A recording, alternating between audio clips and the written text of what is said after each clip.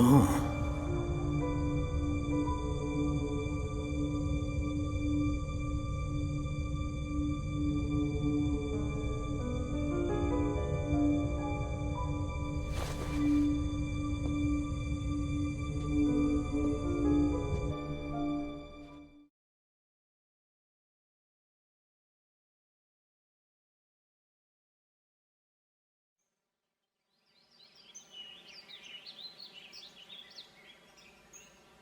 It's all very well going after that metal-faced Mechon, but shouldn't we have some kind of plan? How about checking out Colony 6? Colony 6? The only other Homs colony left? Colony 6 is on the way to Sword Valley, where there's supposed to be a Mechon base. If that's where they came from, maybe the people in Colony 6 saw something. Good point. They might even know something about that metal-faced Mechon. So, we go past the Magmel ruins and up through Tephra Cave. Then we should arrive at the Bionist Knee. Yeah. And if we can get to the knee, it ain't far to Colony 6, right? Sounds like a plan. Let's head to Colony 6.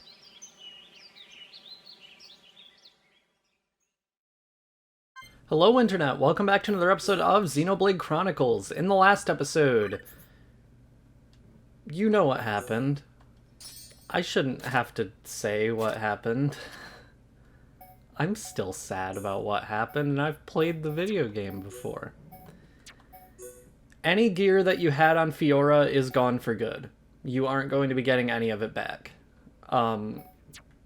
So, yeah, I guess if you're watching this and you haven't played the game yet, don't put anything on Fiora that you're going to want to keep for later. I'm actually going to go ahead and give the Graft Gauntlets to Shulk. It really clashes with the rest of his outfit, but that Strength Up 2, adding on top of the Strength Up 2 we already have, is pretty good. And I will give the Light Gloves to Rhine, because that looks like it's an all-around improvement.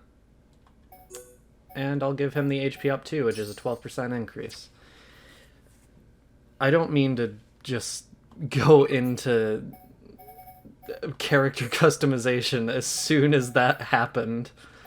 I am actually going to start using these slots now, so I can, you know, have characters look the way I want them to. So I'm going to have Shulk in all Colony Type 1, which is just Shulk's basic design. Really, the goggles don't matter, those all have the same color. As for Rhine, you can also do for weapons for everyone other than Shulk. You can't make the Minato look like it's the junk sword again. I'll do the Scrap Driver for now. And then, otherwise, Rhine looks fine. Gem crafting is now available if we head back into Colony 9, and I am going to do that. I don't really know how to explain my thoughts on that chapter end in chapter 2. Fiora, from the very beginning of this game, is presented to you as a character who has great importance to basically everybody. She's Dunban's little sister. She's Shulk's, like, best friend. Obviously a little more than that to him.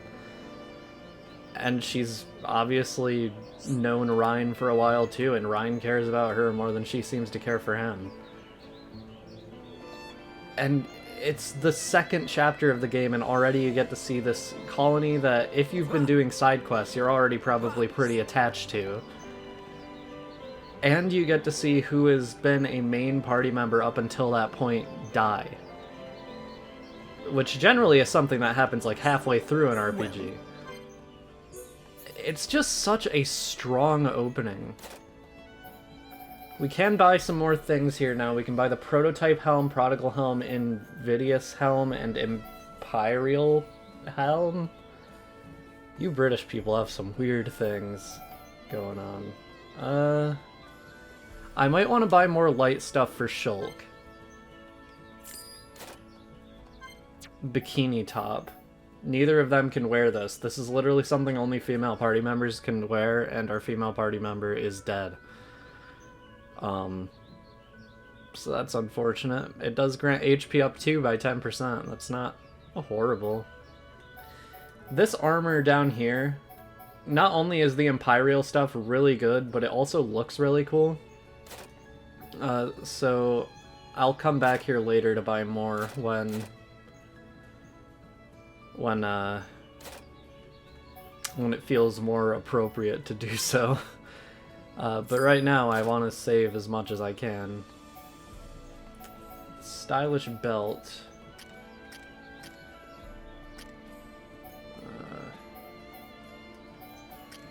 No, I think I'll keep what I have on both of them for now.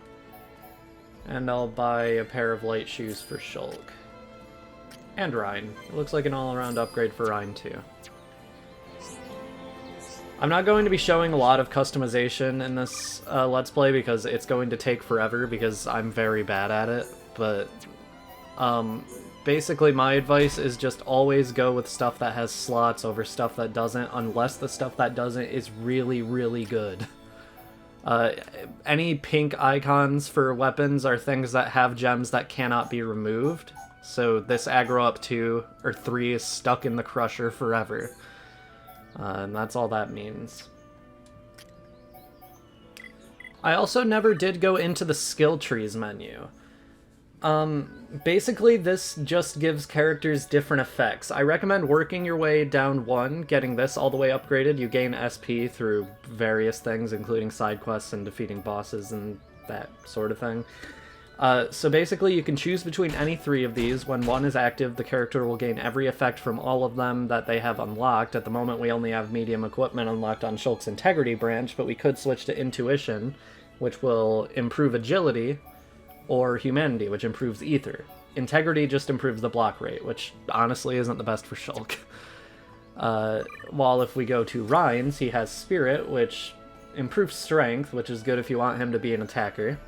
You can have him improve Agility, which is weird on Rhine, and improve critical hit rate, which is good on everything. And he also has medium equipment. Anyway, before we actually head out to Colony 6, I would like to go and see the Gem Man, since obviously we can do things at his stall now. I'm getting confused by the dotted path. It's throwing me off a little bit. Who's there? How are your ether gems? Oh, the look on your face. Looks like you've been bewitched by the wonder of gems. I know the feeling. I suppose you want to try making your own gem. You're just in time. Have I got a treat in store for you? I guess that's a question. Also, I forgot this is the accent I gave him the first time. I've just fixed the furnace. She's warmed up and ready to go. You don't need to pay me. I could never charge friends of the great hero Dunban. Use it as much as you like. So, basically, this has to do with how much affinity your drivers have. You can use cylinders, which generally are just leftovers from crafting. So I'm going to use gems right now. So I'm going to use this agility up and strength up, and this agility up and strength up. One of them has gone over 100%, so we can no longer add any more. So basically Shulk and Rhine is our only option right now, and since they have good affinity, they will have 4 to 7 turns in the crafting. Which, yeah. Shulk and Rhine is actually pretty good for gem crafting. There we go. Awesome. Listen to this. To me. All right. Alrighty. To me. Nice one. To you. To me. Awesome. Alrighty. To me. Nice one. Alrighty. There we go. Awesome. Alrighty. To me. Nice one. Thanks a lot. From that we got an agility up 1 gem, and we got a strength 1 cylinder. So cylinders basically can just be put to use with any other gems or cylinders to get more gems. I'm very bad at explaining this. If you want a very good explanation of this, there are videos dedicated to getting the best gems in the game, as well as Chuggy Conroy's Let's Play, which went significantly more in depth with everything than I will. Yeah, it's alright, I suppose. Strength up 1, and we got an agility cylinder. I'm going to be doing this for a little bit, and I will cut out the remainder of it.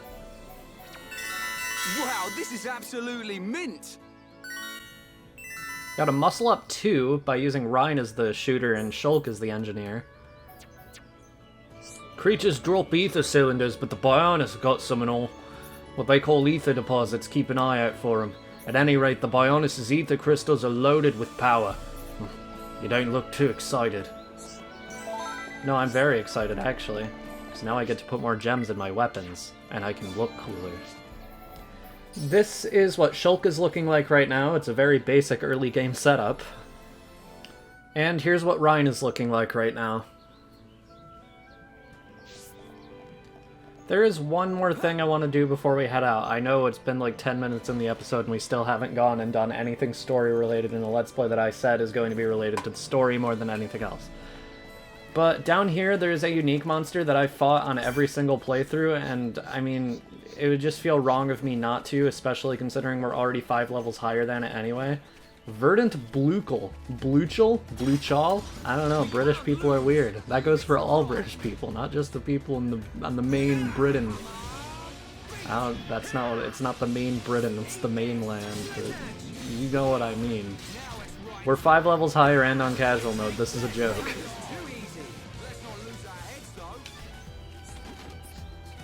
Caterpillar Syrup, Block Garter, Million Driver, and Graft Gauntlets. We already have the Graft Gauntlets, but I do want to see if that Million Driver is better than the Crusher. It is not. Okay. And then, I guess, if the Graft Gauntlets are good. No, I want Ryan to be more focused on tanking, so I'm not going to give him the Graft Gauntlets. Anyway, with that, we can actually head up to Tephra Cave now. Heading to the cylinder hangar is actually faster than heading to the Tephra Cave entrance for this, so we're just gonna head there. Alley-oop! Ryan... So every character has 2 noises they can make when they jump, and one of Ryan's is alley-oop, and I think that is really funny. I think there's like an actual thing in the community where people hold records for who can get the most alley-oops in a row, because Ryan can say either "hup" or alley-oop, and alley-oop is significantly funnier. I think the record is like 8 or 9. I don't know. This door. It was closed when we came past before. But it's open now. Maybe it was programmed to open up in case of Mechon emergency. The way to the Bionis knee is just ahead. You ready? Yeah, let's go.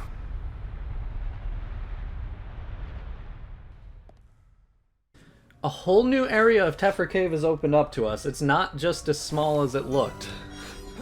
You can't jump up that ledge, which annoys the hell out of me.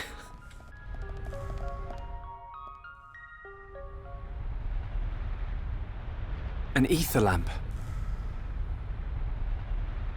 Don't traders use these things as guideposts? Yeah. We can follow them to the Bionis knee. Okay. But if armed traders need guideposts, it must be pretty dangerous in here. Let's keep our wits about us. Definitely.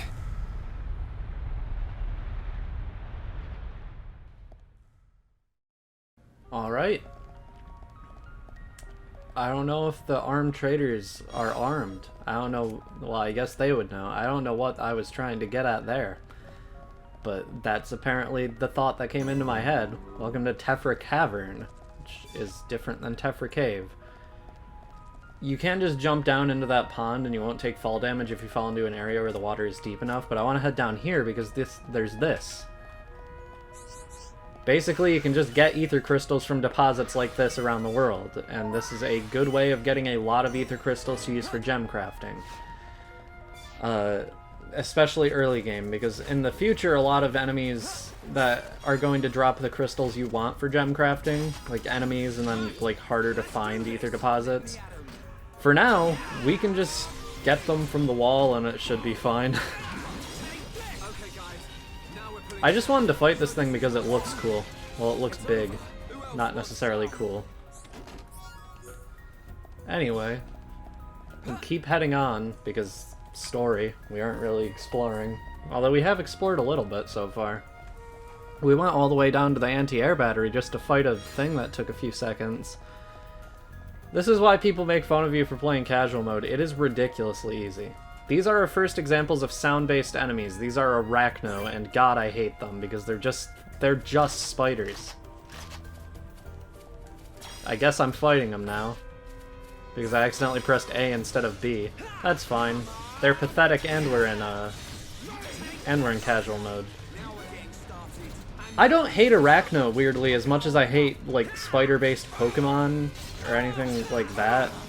Something about the Arachno is just not that scary to me, and it's been that way ever since I first played this game on 3DS. Which, yes, the 3DS is the first console where I played Xenoblade Chronicles. Which is just funny. Back then, I never would have expected that the series would have my favorite game of all time in it.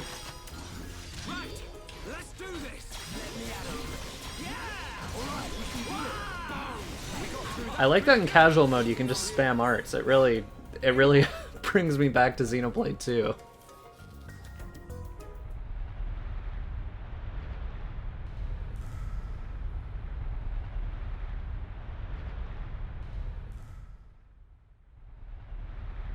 What the?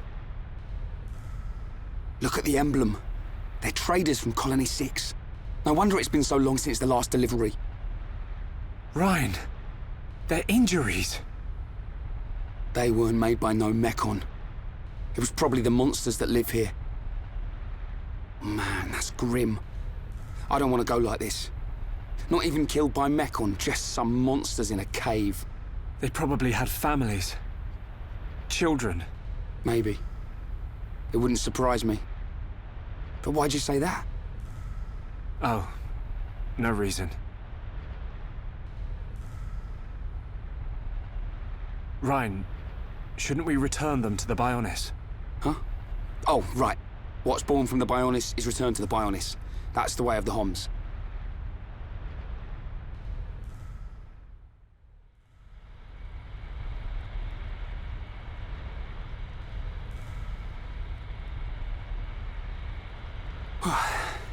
That was way harder than I thought it'd be. I'm just about ready to collapse. Let's take a rest. If the monsters in here killed all these traders, we need to be at our best. I'm wide awake, so I'll take first watch. Thanks, man. The nap will do me good.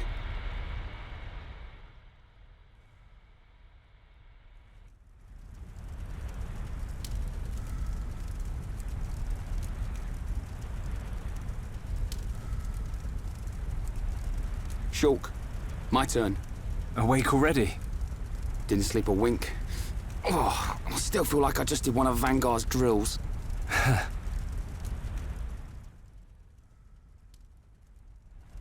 Hey. Why do you think the Mechon attacked? Are we just food to them? Or what? Did we do something wrong? Sort of reminds me of the battle between the Bionis and the Mechonis. I wonder if it's anything to do with that. Well, it's hard to believe that living things are just a source of energy for machines. There has to be another reason. Mechon killed Fiora. Yeah. You know what? I'll never forgive them. I don't care what their reason is.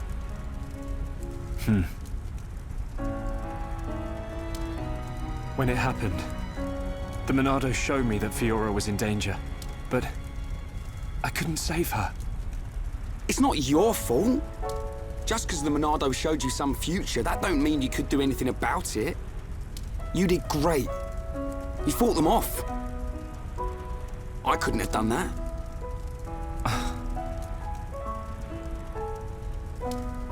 You know, I've been thinking about it. Why you can use the Monado, I mean. Dixon told me. You're a survivor from the Monado expedition team that went out 14 years ago. There was a blizzard or something, and your mum and dad died. And then Dixon found you and brought you back. That sounds right. I was pretty young, so I don't really remember anything. Is that why you do it? Why you're always helping Dixon with his research and trying to figure out the Monado? Maybe. Part of me does see it as something to remind me of my mum and dad. But mainly, if it really is the sword that the Bionis used to kill the Mechonis, like in the legend. I want to work out its secret. That's the real reason. I've got it. You were chosen by the Monado. What? Chosen? Don't you see? Not even Dunban can handle it. It ain't chance that you can and he can't. I'll take the next watch. You get some rest. Okay, I'll try.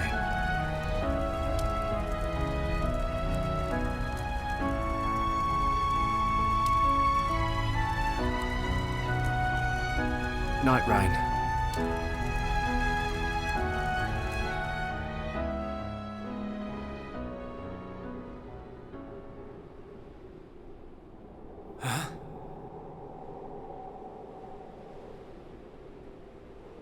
Do you wish to change it? Huh? The future.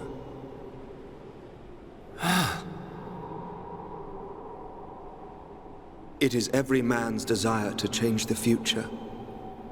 Is that not so? Even if everything has been predestined, will you not oppose it? The Monado is now in your hands. The Monado will grow with you. If you can find the true Monado, the future is yours. The true Monado. Shulk! Shulk! Ryan!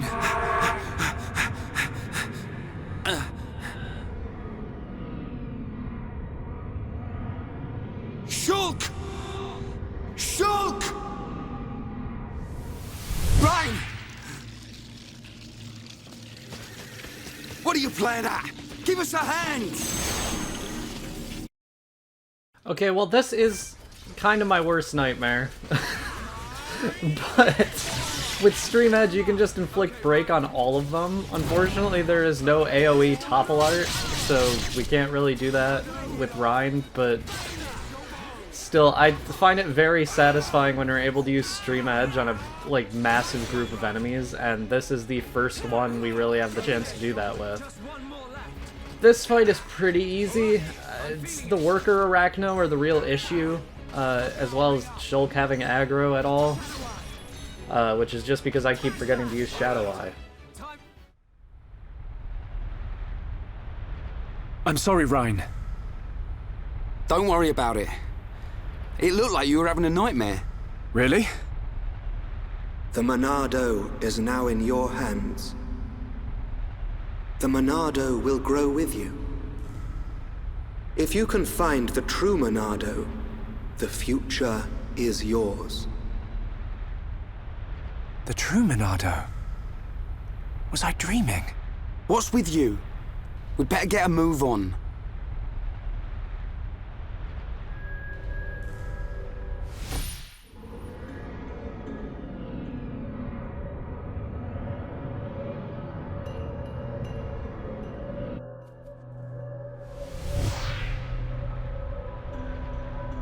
It wasn't a dream. Was it a vision? What should I do? I could tell Ryan, but I don't know.